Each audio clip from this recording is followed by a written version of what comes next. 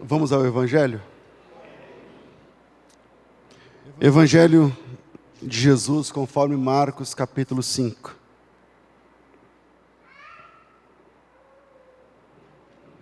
Diz assim o texto: Entrementes chegaram a outra margem do mar, a terra dos Gerazenos. Ao desembarcar, logo veio dos sepulcros ao seu encontro um homem, possesso de espírito imundo, o qual vivia nos sepulcros e nem mesmo com cadeias alguém podia prendê-lo, porque, tendo sido muitas vezes preso com grilhões e cadeias, as cadeias eram quebradas por ele e os grilhões espedaçados, e ninguém podia subjulgá-lo.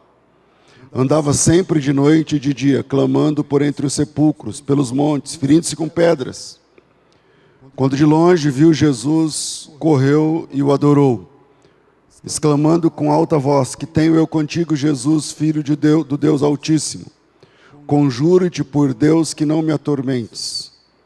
Porque Jesus lhe dissera: Espírito imundo, sai deste homem. E perguntou-lhe Jesus: Qual é o teu nome?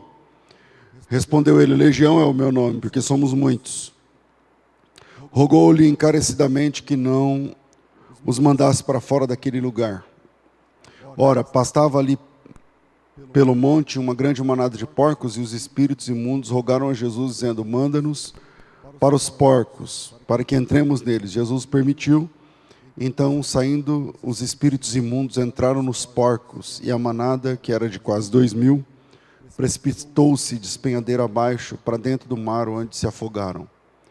Os porqueiros fugiram e anunciaram na cidade e também nos campos. Amém. Eu não sei quem já viu, já acompanhou, ou já teve na família alguém num processo de autodestruição. Muita gente que já morreu passou por esse processo, deixou de existir porque entrou num processo de autodestruição. Como pastor, eu já tive a infelicidade de acompanhar, de aconselhar, de ver pessoas que sinalizavam a autodestruição. Eu já disciplinei irmãos que não aceitaram a disciplina. Já aconselhei casais que não aceitaram os conselhos da Bíblia, porque estavam descendo a escada em espiral que leva ao fim da vida.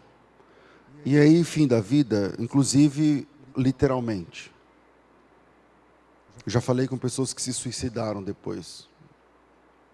E o meio, ou os meios de autodestruição são vários. Vamos começar pelos mais conhecidos: drogas, cigarro, bebida. Sei quem aqui já teve parente que é viciado na bebida. A pinga é uma desgraça.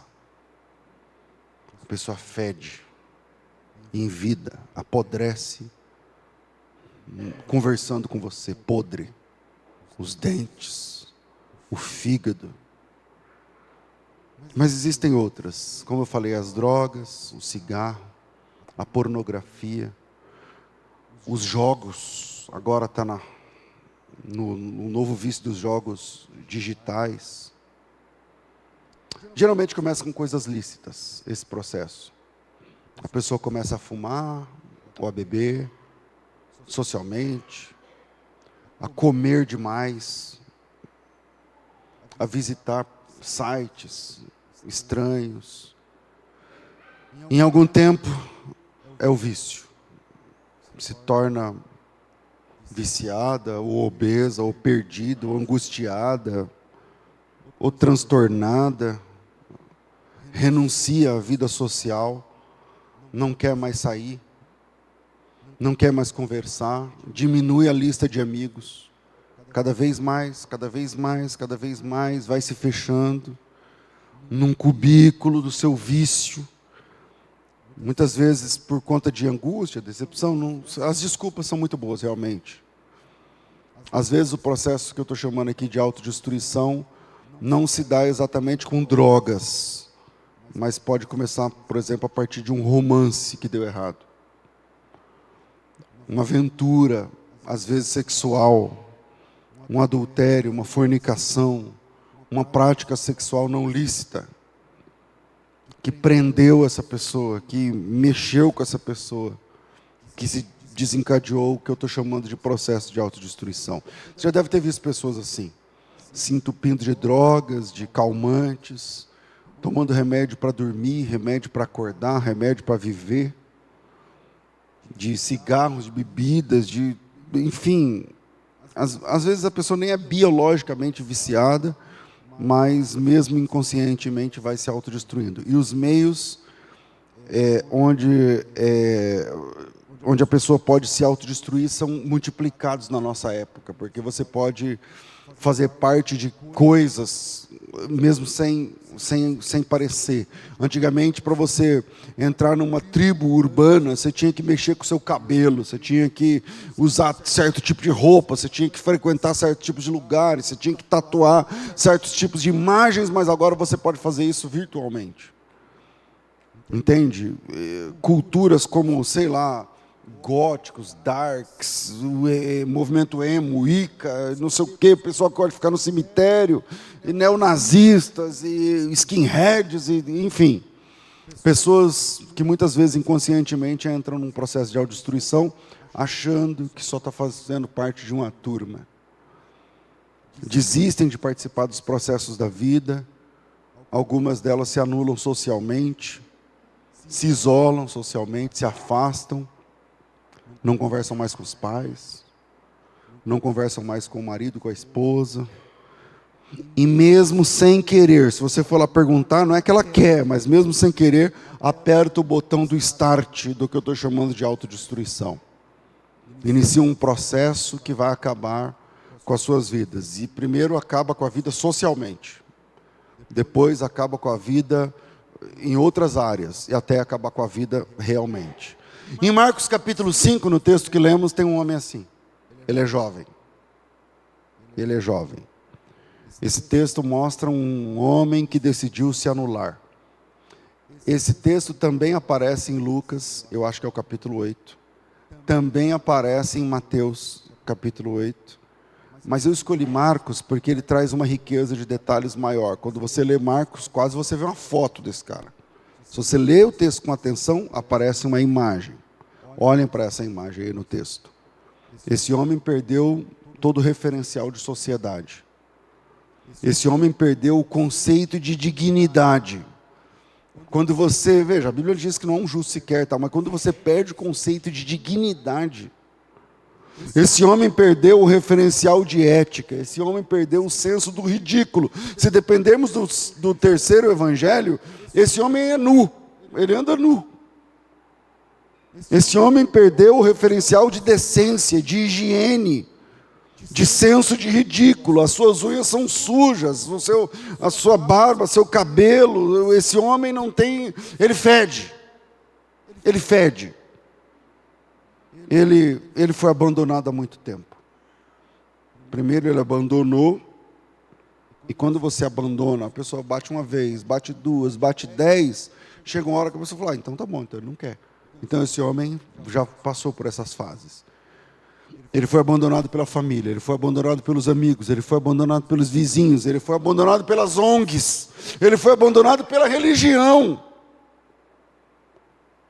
Ele vive num cemitério, numa cidade bem interessante. Ele é de Gadara ou de Gerasa, dependendo do texto aí que você está usando. E esse texto é uma cidade limítrofe. Ela faz a divisão entre judeus e gentios. Esse homem, nessa região limítrofe, ele mora no cemitério. Ele vive dentro de uma cova, dentro de um buraco. Ele não tem mais referencial de casa, ele se tornou um psicótico. Ele perdeu a dimensão, ele perdeu a noção de tudo, de higiene, A gente tem um senso, né, de autoestima, você levanta, você passa perfume. Um dos indicadores que acende uma luz amarela para você procurar um psicólogo, uma terapia, é quando você começa a parar de se interessar pela sua higiene. Não é isso que eles falam? Então você não quer mais pentear o cabelo, você não quer mais, você não está nem aí com a sua autoimagem. Isso é um problema. Isso é um problema. Vai procurar uma terapia, porque o processo de autodestruição está batendo na sua porta.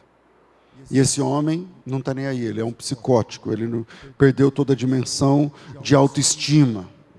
Ele não está nem aí, ele não se importa com a sua imagem, ele não se importa com sua fama, ele não se importa com seu cheiro, ele não se importa com roupa, ele não se importa com barba, ele não está nem aí sobre o que falam a seu respeito, ele parou de se importar, ele está tentando se matar e não consegue. Por isso ele está dentro do cemitério já. Aliás, o versículo 5 diz que ele se mutila, ele se machuca com pedras. Esse homem é patético. E quando Jesus chegou, essa era a situação que ele se encontrava. E quando a gente lê o texto, dá para perceber os detalhes sobre como Jesus ajudou esse rapaz. E aí dá para saber como é que Jesus pode ajudar as pessoas que vivem nessa situação. E eu comecei esse sermão falando, talvez você conheça alguém que viveu ou vive, startou um processo de autodestruição. E a partir desse texto, a gente vai tendo pistas sobre como Jesus pode ajudar outras pessoas que estão no começo, no meio ou no final desse processo. Aí você para e pensa assim, mas pastor, calma lá, eu entendi o que você está falando, tal. Eu até tenho um primo, 2º grau, não sei quem, que tirou a própria vida. Ou uma pessoa que é a minha vizinha, da rua de baixo e tal. Tá, tudo bem, eu entendi, mas isso aí não é para nós, né? Daqui da igreja, não é para ninguém sentado aqui nessa cadeira, assistindo essa live. Eu tenho acesso à internet, eu tenho uma família, eu não sou um gadareno. Essa palavra não é para mim, porque eu não sou um traste assim, eu estou bem. E eu passei perfume essa manhã, eu penteei meu cabelo. Eu não posso não estar na minha melhor forma espiritual, mas eu estou bem. Moro com a minha família me ama, eu amo minha mãe me ama, meu pai, minha mulher, meus filhos e tal. Eu estou aqui vestido, temos compromisso para almoçar depois desse culto, compromisso em família, então essa pregação não tem a ver comigo, né? Para eu anotar, para eu aprender sobre alguém. É meu primo que tinha que estar aqui, fulano de tal que tinha que estar aqui. Então não pense que porque você está vestido e inserida na sociedade, ou porque você se preocupa com a sua higiene, que esse processo também não possa acontecer comigo ou com você, porque o diabo não tem pressa. O diabo não tem pressa. Esse homem do texto, ele não saiu do serviço às 5 da tarde e pensou, eu vou ficar pelado e vou morar no cemitério. É isso que aconteceu? Não. Foi um processo. Até que a situação chegasse naquele buraco, dentro do cemitério onde ele se encontrava, um lento processo de autodestruição se instaurou na vida daquele homem. Uma febre de 41 graus. Seu filho está com febre, você colocou lá o termômetro, deu 41 graus. Você levanta do culto, fala, pastor, vai orando aí, estou correndo para o hospital, porque uma febre de 41 graus dá alucinações, convulsões, vômito e tal. É um desespero, mas uma febre de 37,8 não é grave. Não é grave. Você fala, olha, eu vou tomar aqui sei lá o quê, um banho gelado para dar um choque, quer dizer, você não dá atenção que você dá a febre de 41 graus, mas a febre de 41 graus passou pelo 37,8. Ela passou por ali. Ela já teve 37,5, 37,6, 37,7. Então talvez você pense, pastor, mas minhas unhas estão limpas. Eu escovei os dentes essa manhã, eu tomei banho. Eu não sou um endemoniado. Eu não sou um homem cheio de demônios. Eu não posso não estar na melhor forma, mas eu não sou uma mulher cheia do capeta. Minha voz não é aquela voz de demônio. Minha mão não fica engrungida como eu vejo uns endemoniados aí na internet. Por que o senhor está lendo esse texto para mim? E a questão é que ninguém se torna um monstro de uma hora para outra. A febre não começa com 41 graus. E muitas vezes o processo de autodestruição é imperceptível. Talvez eu esteja falando para alguém que já entrou nesse processo e conseguiu sair. Você quase entrou naquela tribo urbana que tal, você quase entrou naquele vício que X, você quase... Então presta atenção, os processos de degradação da alma começam de maneira subjetiva, que talvez você nem perceba que o start já foi acionado o ano passado, há 3 anos atrás. Muitas vezes a gente lê textos como esse e nos auto-excluímos da possibilidade. A gente fala, bom, graças a Deus isso aqui não é comigo, essa pregação não é para mim, eu não sou um endemoniado, eu não sou uma menina cheia de demônios, eu moro na minha casa, meu quarto é cheiroso. Mas o problema não é que você seja agora uma pessoa cheia de demônios, mas quais processos acontecem que podem ser instaurados na sua alma, capazes de degradar você de forma lenta e gradativa, que em 10 anos, 15 anos, você esteja nessa mesma situação. Quantas pessoas dobraram o joelho nesse prédio? Eu não sei quantos anos tem esse prédio como igreja, 20 anos, 30. Quantas pessoas dobraram o joelho aqui, lágrimas pingaram aqui e hoje estão na sarjeta? Quantas pessoas você conhece que choraram na presença de Deus, que foram batizados, e aí levanta e abraça o batizador, aleluia, e canta, Senhor, teu nome é santo, o Senhor é bom, tua misericórdia dura até não sei o que lá, tal. E hoje estão nas drogas. Quantas pessoas? Como foi que aquele homem chegou naquele buraco, cheio de demônios, se ele não nasceu assim? Eu não sei se, acho que era com o Júnior que eu estava esses dias, eu falei assim, como é que a pessoa para nessa situação? Foi com você que a gente foi, né? A gente viu, eu fico pensando, mano, quando o cara nasce, não nasce assim. Não nasce assim. E como é que termina nessa situação? Aquele cara foi beijado pela mãe. Aquele cara recebeu um nome, um registro, um carinho, passou talco nele. Como é que ele termina daquele jeito? E aí eu, lendo esse texto, eu vou deixar alguns pontos para a gente pensar sobre essas pistas. E a primeira pista é que ele não percebeu que a sociedade tinha o poder de influenciá-lo. Ele não percebeu que a sociedade tinha o poder de influenciá-lo. E quando você olha para um texto como esse, e quando você... Desculpa, Cirleide, agora que eu vi que eu não mandei para você o texto. E agora? Quem poderá me defender? Espera aí.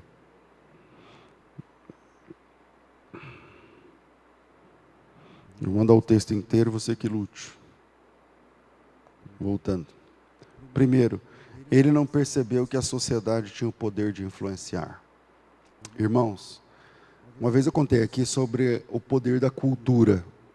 Quando eu cheguei lá no Egito e tinha um amigo que é egípcio e ele é casado com uma brasileira, e eu fui jantar na casa dele. E aí a brasileira é crente, eu tinha pregado para ele e tal, eu conheci os dois, mas eu não conhecia ela pessoalmente, só na época do Skype, eu acho, sei lá. E aí ele queria muito que eu fosse jantar na casa dele lá no Egito, não sei o quê. E quando ele foi abrir a porta, antes de abrir a porta, ele falou para mim, posso fazer um pedido? Eu falei, pode. Ele falou assim, eu queria que você não beijasse minha mulher. Porque o brasileiro, um abraço e beijo. A gente não precisa se conhecer. Isso é cultura do Brasil. Outros países nem tem isso aí. Você cumprimenta a pessoa, às vezes nem toca. Mas o brasileiro, a irmã é crente, tal, o que ia acontecer? Ele ia abrir a porta, minha irmã, paz do Senhor. Ele falou, eu queria que você não abraçasse. Porque lá no Egito não pode tocar, um homem não toca na mulher. A cultura é muito forte. Ele sabe que não tem nada a ver, ele é um cara viajado. A primeira vez que ele veio para o Brasil, ele ficou na minha casa, ele sabe como é que é. E ele sabe que se eu abraçasse a esposa dele, não era nada. Mas o poder cultural é muito forte, é uma imagem muito forte para a cabeça dele. A pressão da cultura é forte demais. Aliás, é quase que invencível. Algumas questões da nossa fé são apenas culturais. Tipo fechar o olho para orar. Aonde está na Bíblia que tem que fechar o olho para orar? Qual versículo? Nenhum. Nenhum versículo. Mas se a gente começa a orar, todo mundo com o olho aberto, se a gente acha que é falta de... E isso tem a ver na Bíblia? Não. Isso está na nossa cultura, na nossa cabeça. Olha lá, o cara nem fecha o olho. É cultura. Como é que Jesus orava? De olho aberto, olhando para o céu. E levantando os olhos, disse: Pai, graças te dou. Vai orar assim aqui, todo mundo. Todo mundo, vamos orar, irmão, todo mundo. Senhor, isso aqui, credo, como assim? Por quê? Porque é uma questão cultural. Cara, o poder da cultura é muito grande. O poder. Quando eu saí da igreja que era obrigado a usar paletó e gravata, é a primeira vez que eu fui pregar sem paletó e sem gravata, parecia que eu estava sem camisa. Parecia que eu estava sem camisa, porque eu me converti naquele sistema. Então, a situação que levou aquele cara para aquele buraco, sem roupa, sem higiene, sem amor próprio, tem a ver com o poder da cultura na sociedade onde ele estava inserido. A situação daquele rapaz não era só pessoal. A sociedade onde ele estava, a sociedade gadarena, também fez com que ele adoecesse. Pastor, como o senhor sabe? Eles negociavam porcos. O que tinha ali? Porcos. Na nossa sociedade isso é normal. Tem um irmão que cria porco. Como é que chama? Não sei o que lá, suinocultura lá, tá tudo bem. Mas no judaísmo, criar um porco, vender um porco é uma transgressão. Naquela cultura era uma transgressão. Trabalhar com porcos para o judeu era imoral. Por isso eu disse, olha, presta atenção. Ele morava em Gadara, e Gadara está no limite entre as cidades judaicas, ali próximo ao Mar da Galileia, e as cidades gentílicas. Então, trabalhar com porcos para um judeu era uma desobediência contra Deus. Judeu era proibido trabalhar com essa carne. Não podia. Mas Gadara é na divisa de Israel com os gentios. E aí o judeu olhava pela cerca. O judeu cria cabra, sei lá. Aí ele olhava pela cerca, o vizinho cria o quê? O vizinho cria o quê? Porco. E aí, eu não sei se você conhece como é que funciona para criar porco. E aí um dia o vizinho falava assim, falou para o vizinho gentil, falei, e aí, você mexe com porco, cara? Isso aí vira? Aí o cara falou, vira. Quando a sua cabra fica prenha, quantos cabritos dá? Ele fala, 1. Então, quando a minha porca fica prenha, dá 12. Eu falei, 12? É 12, 15, 14, 10, é isso aí. E a sua cabra como o quê? Pasta, né? Tem que ter pasto o tempo todo, tal, não sei o que lá. E porco, como o quê? Porco como qualquer coisa. Porco come qualquer coisa, não fica doente, engorda rápido. Em pouco tempo o lucro está no bolso. Em pouco tempo já vira dinheiro. O leite não presta, mas a carne é boa e tal, não sei o quê. E daí vem a ganância. E aquilo que é proibido se torna uma possibilidade. E aí eu estou falando coisas espirituais. Estou usando isso aqui para falar de coisas que o Espírito Santo vai traduzindo aí para nós. Veja que nesse texto os demônios estavam intrinsecamente ligados aos porcos. Por que os demônios queriam entrar nos porcos? Lembra do texto? Quando Jesus vai expulsar, os demônios falam, manda que a gente entre nos porcos. Por quê? Para que eles ficassem ali. O primeiro evangelho fala assim, não nos mande para fora desse lugar. Aquilo que eles pensavam que era fonte de lucro, parece uma porta de entrada para a permanência de demônios. Ou seja, aquilo que muitas vezes na cultura lá fora, para nós aqui dentro não, mas lá fora tem outra cultura. Lá fora tem outra cultura. A gente está aqui louvando a Deus, mas alguém duvida que nesse quarteirão tem outra cultura? Que adora coisas que nós abominamos? Então, a coisa começa como um bom negócio, que dá legalidade à entrada de demônios, que destrói a vida daquele rapaz.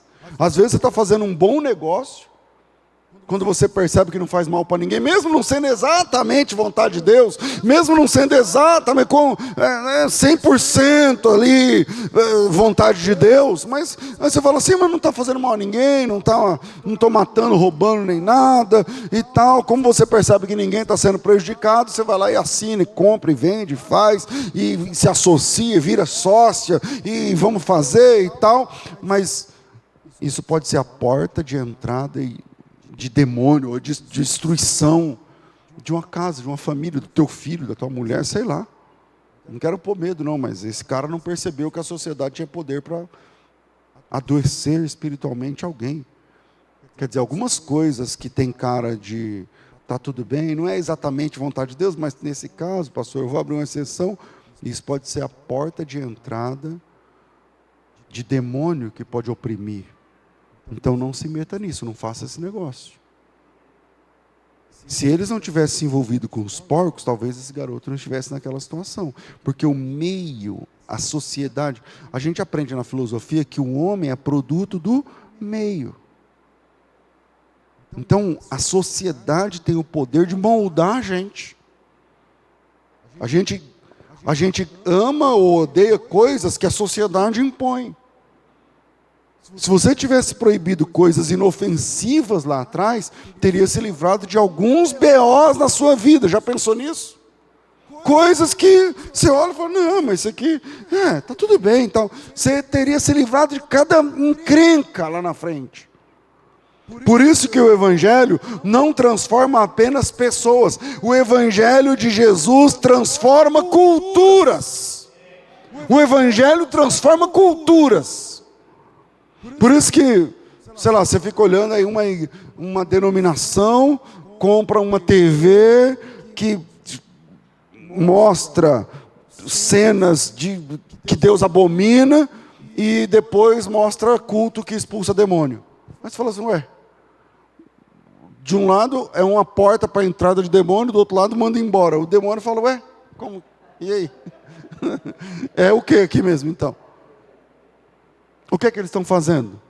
Promovendo um trânsito de demônios. A entrada de demônios não é como muitas pessoas pensam, porque você tocou num objeto consagrado na macumba de sei lá o quê. Não é porque a entrada de demônio não é porque tem um frango morto na encruzilhada e você viu e passou na frente e falou, pastor, eu pisei no frango. Não. A entrada de demônios, o ingresso de Satanás, vem a partir de uma cultura que valoriza coisas que o demônio valoriza. A entrada e permanência de demônios vem quando você valoriza dimensões que Satanás valoriza, quando você assimila coisas que Satanás impõe, ou quando você aceita coisas que ele oferece, ou quando você começa a falar aquilo que ele define. É por aí que se abre a porta de entrada de demônios, porque os demônios são reais. Quando Jesus expulsa o demônio desse homem, ele está mostrando que aquela sociedade estava doente. Ele está mostrando que aquela sociedade estava deturpada. Ele está mostrando que uma porta aberta a demônios pode mudar uma cultura inteira. E por tabela, essa mudança de paradigma cultural deforma homens e os submetem ao processo de autodestruição, como falamos no começo. Então veja, quando Jesus expulsa o demônio que destruía aquela vida, o homem que estava lá sendo destruído, ele se transforma. E aí o próximo take, o próximo frame da câmera, mostra esse cara vestido, em perfeito juízo, e aos pés de Jesus. O que a sociedade fez? Expulsou Jesus. Lembram? Na sequência do texto, a sociedade expulsou Jesus. Ou seja, essa sociedade é doente. Essa sociedade é doente. Porque uma sociedade que prefere porco do que gente, é uma sociedade doente.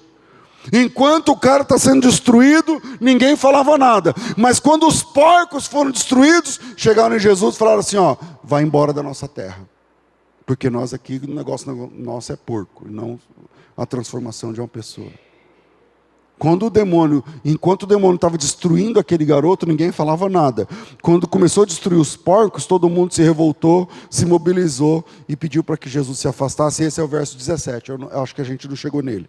Mas o pessoal chegou e falou para Jesus assim, deixa eu achar aqui o texto, não estava no meu sermão, e entraram a rogar-lhe a Jesus que se retirasse da terra deles. Uma sociedade que privilegia demônios ou porcos em detrimento de gente, é uma sociedade doente. E esse cara não percebeu que ele fazia parte de uma sociedade doente. Se você não perceber que a sociedade anticristã é doente, e você achar que não tem nada a ver, e você começa a abraçar e viver tudo que a sociedade impõe, então você está abrindo portas para o demônio. É disso que ele está falando aqui nesse texto. Segundo,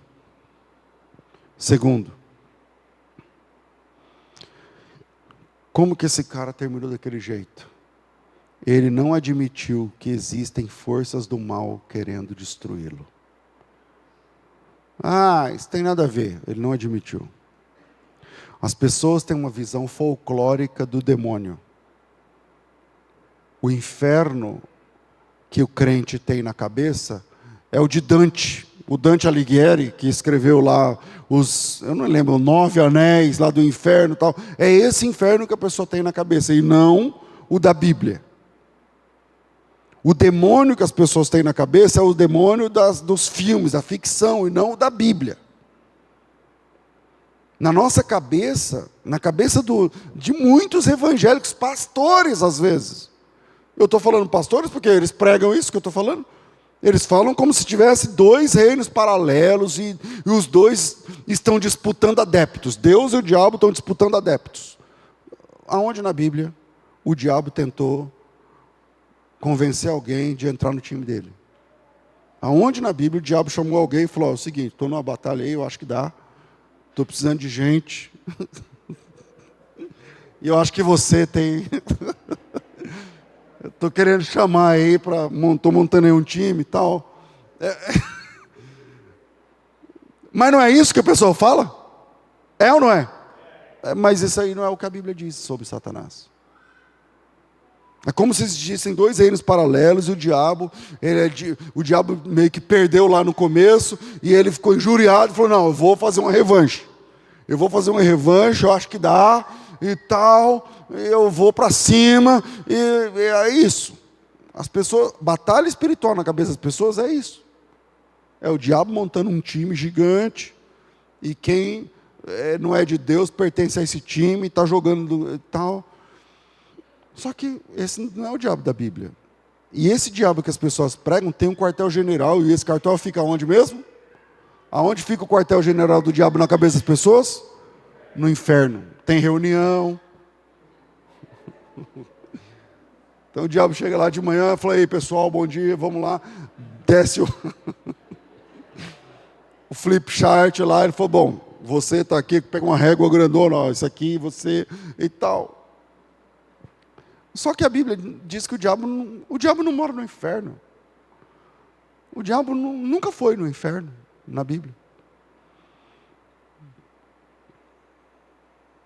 E aí, a batalha espiritual que as pessoas têm é da bênção ou do revés.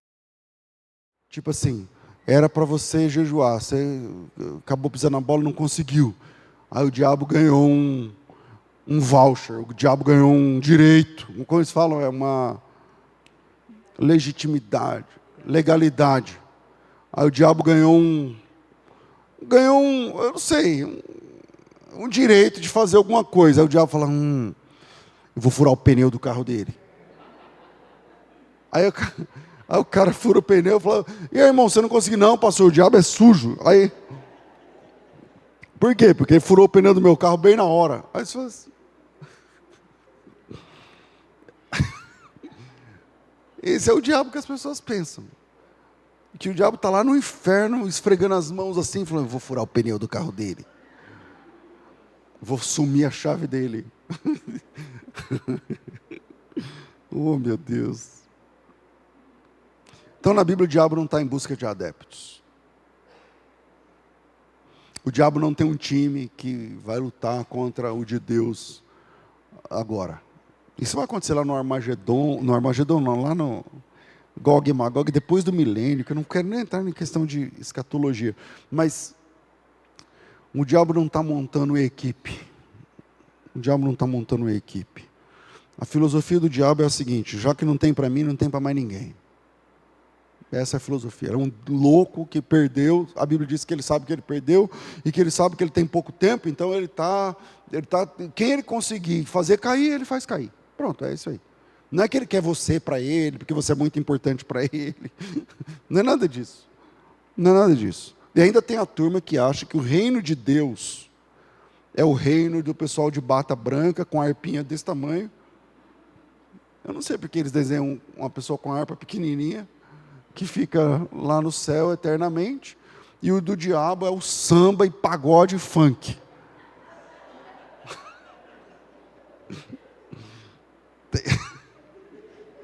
Tem esse daí também, entendeu?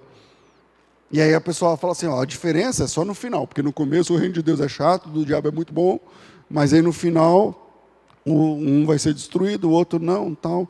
E aí nesse quadro, muita gente por enxergar assim, fica tentando viver o melhor dos dois mundos. Não, eu vou viver aqui tal, mas depois eu me arrependo, tal. Só que pela Bíblia, o diabo não tem uma equipe, ele sabe que ele não tem vontade de ter, ele nunca chamou ninguém para ser parceiro, ele não está interessado em você como adepto, como um general para não sei o que lá, ele não quer você como parceiro, aliás, ele não quer você como coisa nenhuma, aliás, ele te detesta. Esse é o ponto, o diabo existe e ele te detesta. Pastor, então por que ele tenta a mim? Ele faz isso porque ele quer ferir o coração de Deus. Leia Jó. Ele faz isso para ferir o coração de Deus. O diabo é egoísta, ele é solitário, ele não quer parceiro. Ele não está buscando seguidores. O diabo não estava lá fazendo download, vamos ver quantos seguidores tem hoje. Não. Ele não está montando um time. Ele é um rebelde que quer ofender Deus usando a sua queda. É isso. Por isso ele quer acabar com a tua vida. E esse garoto não percebeu que há uma conspiração do mal para acabar com ele. Se você não se liga que o diabo quer acabar com você, então você não entende o que é a batalha espiritual da Bíblia. Por que ele tem tanta raiva de mim, pastor? Não fiz nada, tal. Porque nós somos a imagem de Deus. E ele detesta aqueles que são alvo do amor de Deus. E como Deus é inacessível, sobra você, sobra eu, sobra a gente. Mas o motivo é Deus. O motivo é sempre Deus. O que acontece lá em Jó? Chega Satanás e fala assim, Deus fala para ele assim, você viu o meu servo Jó e tal? Ele falou, também você faz isso, você assim, assim, assim. O assunto é Deus. O assunto é Deus. Muita gente não percebe, mas existe sim uma conspiração que destrói vidas, o inferno, o diabo. Esse homem mora no sepulcro, mas ninguém nasce lá. Esse homem já foi beijado, como falei, ele já foi cheiroso, ele já teve autoestima, ele já teve família, já comeu numa mesa. Mas os processos foram se instaurando, e ele não foi percebendo, e a destruição foi começando, e ele foi falando de forma esquisita. Pô, mas nossa família não fala assim, mas ele fala. Mas nossa família não usa isso, mas ele usa. Mas nossa família não toma isso, mas ele toma. Mas nossa casa não ensina isso, mas ele faz. Mas a Bíblia não fala assim, aí ele vai. Não, mas não tem nada a ver e tal, presta atenção. Existe sim uma conspiração do mal para destruir o crente.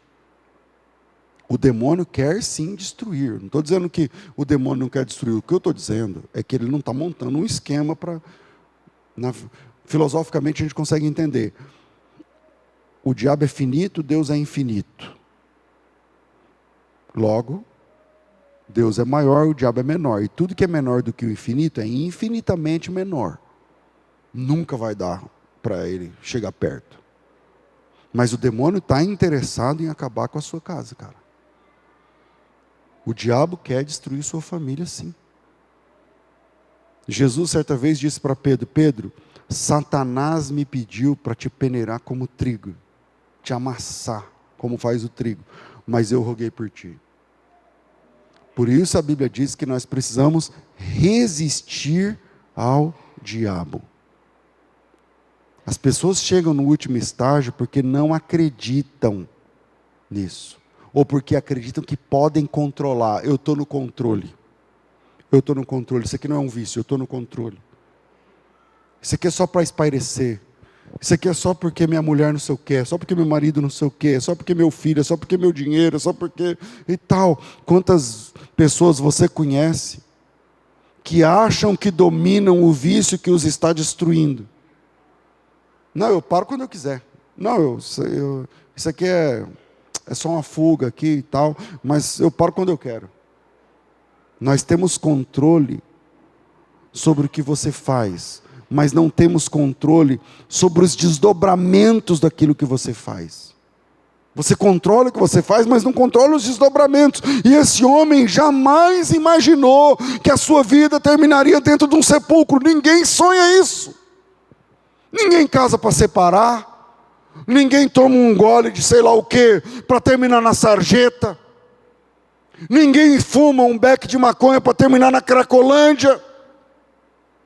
Ninguém sonha isso. Ninguém planeja isso. Esse homem jamais pensou que a sua vida terminaria daquele jeito, pelado, fedendo, dentro do sepulcro, quando ele deu o start, quando ele aceitou o primeiro convite. O casal que está se separando agora,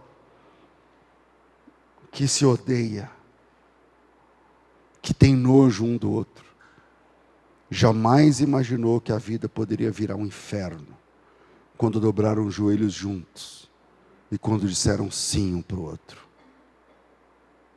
O condenado à morte, do corredor da morte, no país que aceita a pena de morte, jamais imaginou que terminaria daquele jeito, quando o primeiro colega convidou para o primeiro roubo.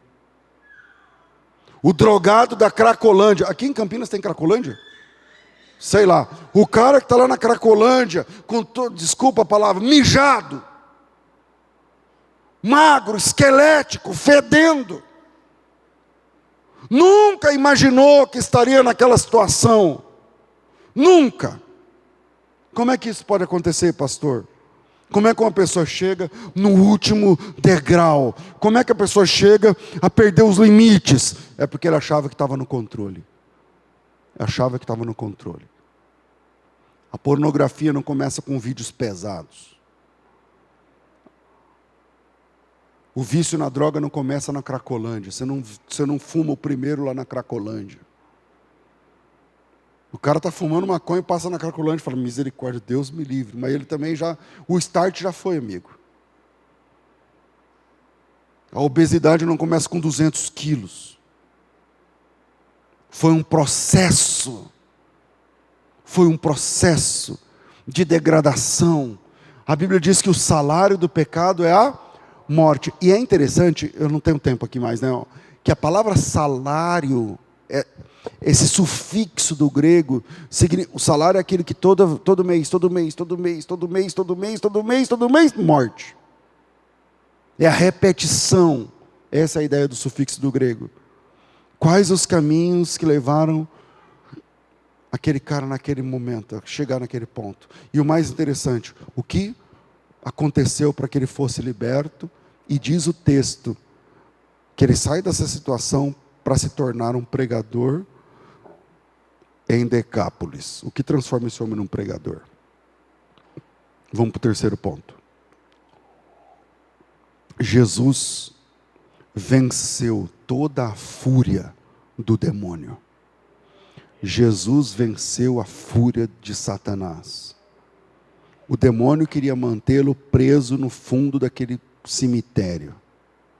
Queria mantê-lo ali, trancado, curtindo seu ódio, seu vício, sua tribo urbana, seu esquema, o diabo queria mantê-lo mudo, violento. A Bíblia diz que ele se feria e ele machucava pessoas. O diabo queria mantê-lo afastado, sujo e triste, e atormentado, e ouvindo vozes e solidão. Até que o barco de Jesus, o bico do barco de Jesus toca o barranco de Gadara. E quando Jesus desce, a Bíblia diz que o cara ficou sabendo, foi pelado mesmo, e se prostrou, pensa nisso, e se prostrou diante de Jesus, e o adorou com adoração sui generis. Ele fala assim, ele adora Jesus dizendo, que tenho eu contigo? Que adoração da bexiga é essa? Ele adora Jesus falando assim, o que eu tenho contigo?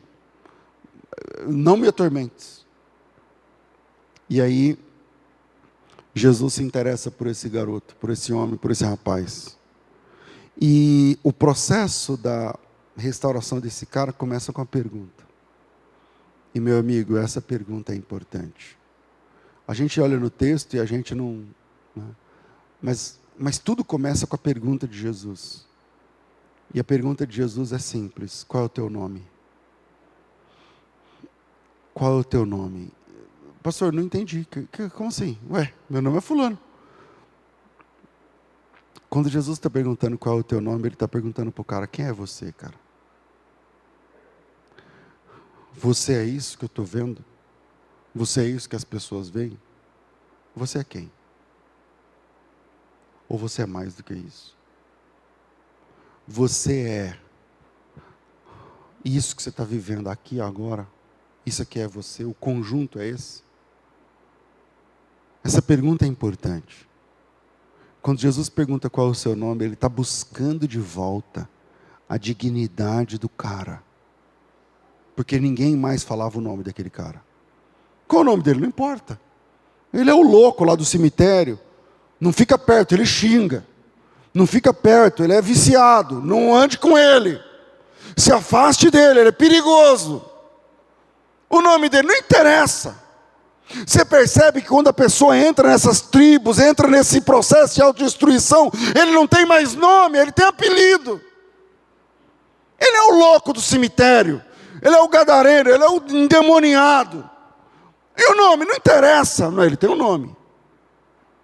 E Jesus chega e fala para ele, quem é você, cara? Qual é o teu nome? Eu imagino o intelecto desse cara diante dessa pergunta, falando, peraí, eu tenho um nome. Eu tenho um nome. Eu não sou isso que as pessoas me chamam, não. Eu já tive um nome. Eu já fui chamado pelo meu nome. Infelizmente a gente não sabe o nome desse cara. Mas tudo começa quando Jesus faz uma pergunta, qual é o teu nome? Porque ninguém sabia o nome dele. Aliás, o nome dele não interessava mais. E mesmo que soubessem, já não importava. Talvez nem ele mais se lembrasse do seu nome. Eu não sei quanto tempo ele estava naquela. Porque a droga, porque o vício, porque o demônio. Talvez ele mesmo não pronunciasse seu nome há muito tempo. Talvez ele mesmo não olhasse ao espelho e dissesse, eu sou César. Eu não sou isso que eu aparento. Eu não sou assim. Eu não fui feito assim. Então quando Jesus pergunta qual é o teu nome, essa pergunta é chave para a restauração. Essa pergunta é tão importante para a restauração, que se eu perguntar para você qual é o teu nome, você já começa a pensar, peraí, o meu nome não é aquele que as pessoas estão me chamando. Isso foi o que eu virei. Isso foi o que eu virei. Isso é o que eu apresentei. Mas eu não sou isso. Eu não sou isso. Qual é o teu nome? É a pergunta de Jesus. E quando Jesus faz a pergunta, o homem nem consegue responder. Quem responde são os demônios. Quem respondeu essa pergunta, na verdade, foram os demônios. Ou foi, melhorando o português, foi os demônios. Os demônios é que responderam. Legião, porque somos muitos, diz o texto. Em outras palavras, esse aqui está fechado. Ele é nosso. O nome não importa. Quem ele foi não interessa. Interessa quem manda nele agora. Mas com certeza lá no fundo, esse cara queria ter dito seu nome, sua história. Meu nome é fulano, eu estou aqui por causa disso, me ajuda. Ele queria voltar a ser ele mesmo. Com certeza lá dentro existia o desejo de falar, de colocar para fora, de dizer não é só isso, eu quero mudança. Eu posso ser diferente.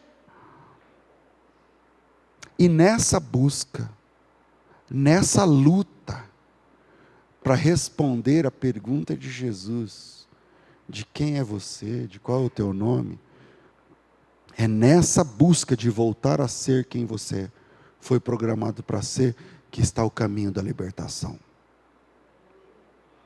É quando você se nega a permitir que o demônio responda por você.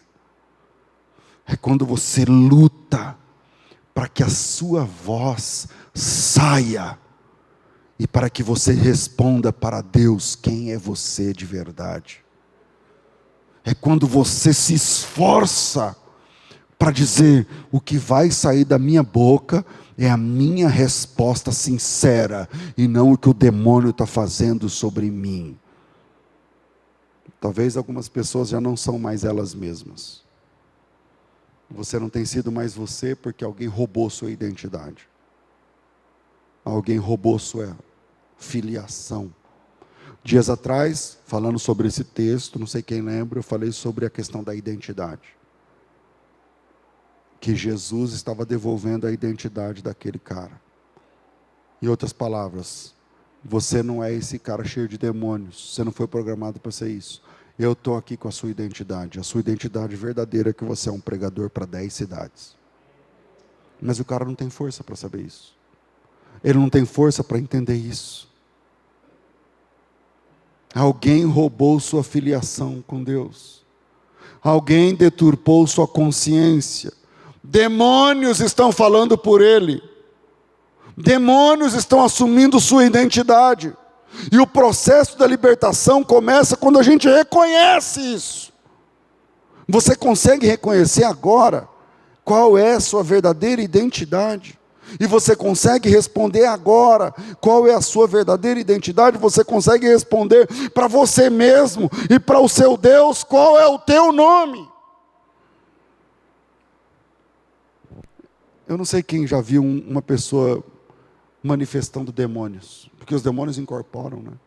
Não sei quem já viu uma pessoa manifestando demônios. É horrível. O dente faz barulho. As mãos ficam, ou as vozes mudam, elas se debatem, sabe por quê? Porque tem uma guerra acontecendo lá dentro daquela pessoa. Uma guerra está acontecendo e aquele corpo é o campo de batalha daquela guerra. Tem uma guerra interna acontecendo, por isso elas se debatem, por isso se jogam. É uma guerra interna, uma batalha dentro de uma pessoa que está possuída por demônios. A pessoa não quer, mas o demônio quer. Existe uma guerra entre a identidade verdadeira, guerreando contra aquela força que quer deturpar, anular, que quer derrubar. Por isso parece que nada dá certo. Você diz eu vou e não vai. Você diz eu quero e não consegue querer depois. Você diz que vai fazer e não faz. Dentro de você tem algo dizendo não, você não vai. Você está falando, mas você não vai. Se o pastor chamar, você não vai. Se for orar, você não vai. Você não fecha o olho, você não dobra o joelho. Você não confessa, você não. Você não. O processo de libertação começa quando você luta para responder a pergunta de Jesus: quem é você? quem é você mesmo? Quem você foi programado para ser? Quem Deus te criou para ser? E quem você está sendo? Quem é que responde essa questão? Nesse caso, no caso desse homem, ele não conseguiu responder. Porque antes dele, os demônios responderam. E às vezes os poderes do inferno querem parecer ter mais poder do que Jesus. Aí você fala, para mim não tem jeito, pastor. Eu entendi essa pregação, caramba, mas para mim não tem mais jeito, porque eu já estou no vício, eu já estou não sei o quê, eu já dei ok, eu já me tatuei, eu já fiz sei lá o quê, eu não sei. E às vezes o demônio quer mostrar, ou quer parecer que tem mais poder do que Deus. Porque assim, o texto começa dizendo assim, ó, que veio um homem possesso por um espírito imundo. Quantos espíritos imundos no texto? Possesso por um espírito imundo, está lá no texto. Mas quando Jesus pergunta, a resposta vem, uma legião. O que é uma legião? É um exército formidável. É um destacamento de 6.000. Essa palavra legião é emprestada do militarismo. Uma legião é um destacamento militar, uma horda de 6.000 soldados. O que é intimidador, porque passa a ideia de uma organização, passa uma ideia de uma coisa invencível. Você sozinho contra um demônio, você já não consegue, imagina 6.000. Passa a ideia de uma hoste, passa a informação de que o demônio é mais poderoso do que Jesus ali. O diabo ostenta isso. Ele é um ser das trevas e ele quer se parecer da luz. Ele é um ser cujo poder só se extingue, não cresce. O diabo não cresce, não aumenta o poder, mas ostenta como se fosse. E quando lemos textos como, sei lá, Isaías 14, Ezequiel 28, os demais textos bíblicos mostram que Satanás é um cisco dentro do oceano. Se você comparar o diabo com Deus. É só ver o que acontece no fim. Quando ele perde a batalha. A Bíblia diz que vai descer fogo do céu, consumir Satanás e seu exército. Pronto, acabou. Isso é Apocalipse 20. Eu não sei o versículo 9, 10, por ali. O que isso significa? Significa que para quem está oprimido, ou até para quem está vendo aquela situação do lado de fora, tipo família, amigos, tal, parece que a situação é bem mais complexa, que a restauração é impossível. Porque legião, são muitos demônios. E a ideia é que quando você luta, de um lado vem outro. Quando você vence aqui, perde ali. Quando você consegue de um lado, vem o pior. E tal, e você parece que nunca dá certo, que nunca dá, e a doença não para, e a dor não acaba, e o vício não termina. E a questão é que o diabo está ostentando uma situação. O diabo alardeia dizendo que ele é grande, que ele é poderoso, que ele diz que você está dominado e tal, lá em Lucas 11, eu não sei o versículo 17, por ali, fala que quando o diabo guarda bem armado uma casa, em segurança está tudo quanto tem, mas sobrevindo outro mais valente do que ele, vencendo, retira-lhe toda a armadura que confiava e reparte seus bens. Sabe o que significa? Que era mentira, aquele poderio todo, ele é mentiroso, a Bíblia diz que ele mente desde o princípio.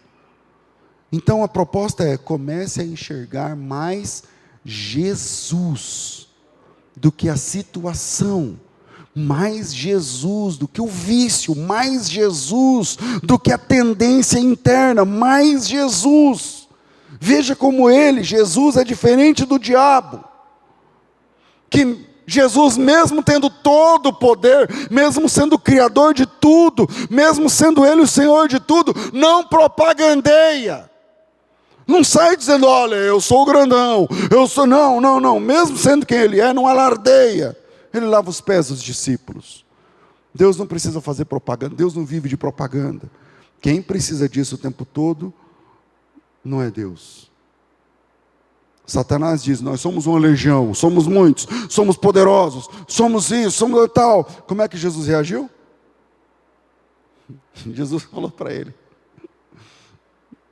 seu lugar é com os porcos, saia. Observe que esse homem saiu da situação que ele estava, não porque ele se sentiu grande, mas porque Jesus disse para os demônios: saia, saiam. Ele foi liberto porque Jesus chegou e o encontrou no fundo do poço onde ele estava. Jesus venceu toda a intimidação. Jesus venceu a fúria do diabo. E qual o efeito colateral? Esse cara voltou para casa. É verdade, a Bíblia diz que ele foi pregar em 10 cidades. Mas antes, a Bíblia diz que ele queria andar com Jesus no barco, e Jesus disse para ele: volta para sua casa e mostra para os teus quão grandes coisas te fez Deus. E por que ele tinha que voltar para casa? E isso é uma lição sobre o Evangelho, eu vou encerrar. Ele tinha de voltar para casa porque ele tinha uma dívida em casa. Ele tinha uma dívida com a sua mãe. Porque a sua mãe não sabia o que era ter um filho, ela sabia o que era ter um demônio. Seu pai não sabia o que era ter um filho, ele sabia o que era ter o Satanás. E agora que Jesus expulsou a fúria do demônio, Jesus disse para ele: volta para tua casa e mostra para eles. E mostra para eles o que acontece com um homem que se encontra comigo. E mostra para ele o que uma pessoa que fala comigo, que se encontra comigo, no que essa pessoa se transforma. Volta para a tua casa e você vai impactar a sua família, quando eles olharem para você e perceberem que você esteve comigo. E mostra para eles quão grandes coisas te fez Deus.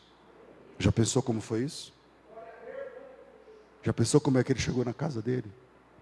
O que é que ele falou com a mãe dele? Como é que ele falou com, sei lá, com quem estava lá naquela casa? Porque se é para você voltar para casa sem mostrar quão grandes coisas te fez Deus, então não adianta nada congregar ou ouvir essa palavra. Se é para você, se você não vai voltar para casa para mostrar quão grandes coisas Deus fez na tua vida, se você não vai voltar para casa para mostrar para tua mulher que você não é um crápula, se você não vai voltar para casa para mostrar para tua mãe, para o teu filho, que você agora é homem de Deus, que você agora é mulher de Deus, então nada disso adianta, cara. Isso aqui é uma fantasia. Então vai embora da igreja, cara. Se não é para sair de um encontro com Jesus, para mostrar para os teus quão grandes coisas Deus pode fazer, então isso aqui é um teatro, não é a igreja. Mas quando você sai do encontro com Jesus e mostra para os teus o que Deus faz na vida de um homem, então essa família vai ser impactada pelo poder de Deus. Então o nome de Cristo vai ser conhecido, porque Jesus teve um encontro com você. E porque Jesus teve um encontro com você, a sua casa vai ser impactada, a sua família vai ser abençoada. Por quê? Porque Jesus chegou onde você estava. E porque Jesus perguntou o teu nome, e porque Jesus transformou você do que você estava sendo para aquilo que Ele programou que você fosse. Deus abençoe vocês em nome de Jesus.